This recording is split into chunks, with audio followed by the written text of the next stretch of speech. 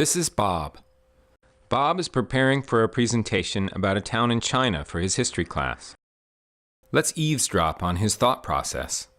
I can't pronounce that. What if everyone laughs when I say it? 2,834,952? How am I supposed to remember such a huge number? I wish I knew where to get pizza around here.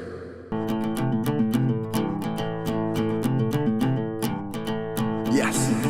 2834952. Notice any similarities about these two numbers? So why did Bob find one number so challenging to learn, but had no problem with the number from the pizza place? Let's zoom in on the learning process inside Bob's brain. Ever heard of short-term memory? That's me. Short-term memory has two parts. The first part is called the immediate memory. That's me. The immediate memory retains information for up to 30 seconds. A good example is a phone number you'll only use once, like Bob's pizza phone number. As soon as he's finished dialing it, it slipped away. So how is Bob ever going to remember anything for longer than 30 seconds? Here's the second part of short-term memory. It's called working memory. Working memory is where the real work of learning happens. When you're a baby, your working memory can hold 2 items of information at a time. Later, that increases to about 5, and finally 7 by high school. Try to cram in more than that at one time and overload. What are some ways Bob can help his working memory process information about that town in China?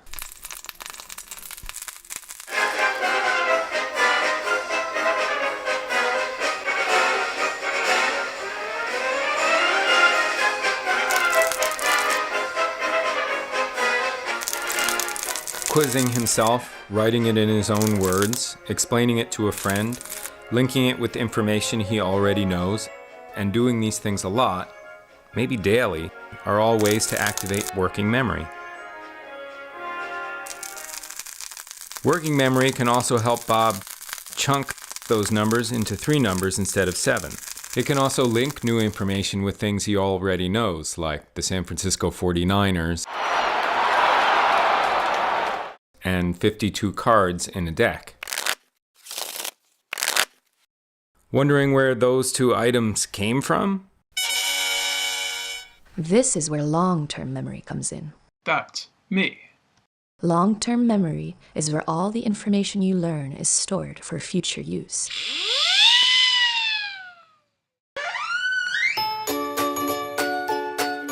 Most of us actually liked that song when we were little because it fit with the world we knew. It gave us a positive feeling and was meaningful to our daily lives. The more times we sang that song with teachers, family, librarians, the more permanent it became. Let's look at another example.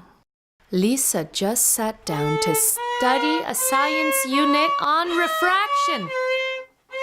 How can anyone focus with all that noise?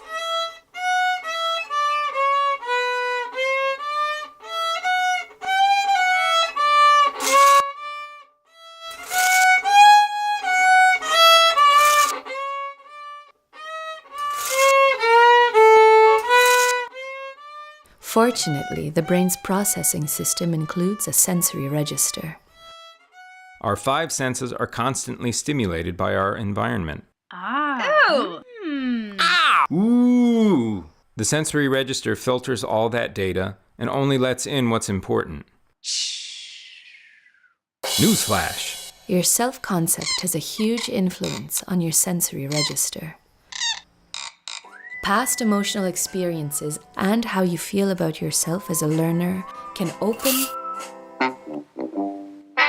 or close the sensory register. Lack of belief in yourself can block learning. Remember Bob? His sister made fun of him at his first poetry recital. He he said Robin wed, breast, he said Robin wed, breast, he said Robin wed. Even though Bob pronounces his R's fine now, he never got over the emotional impact of that moment. His view of himself as a public speaker became so negative that his sensory register shuts tight every time he has to give a presentation.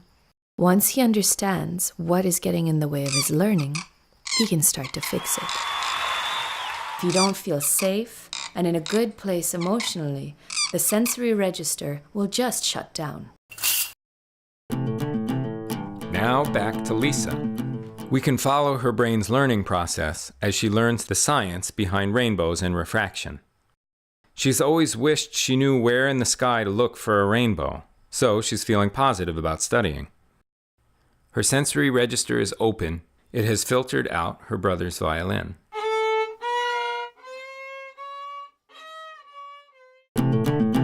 Information enters her sensory register. It passes into her immediate memory and enters her working memory. It accesses information from her long-term memory, links it to the new information, and processes it for 10 to 20 minutes. It's pretty likely she will use that information often, and it will earn a place in her long-term memory.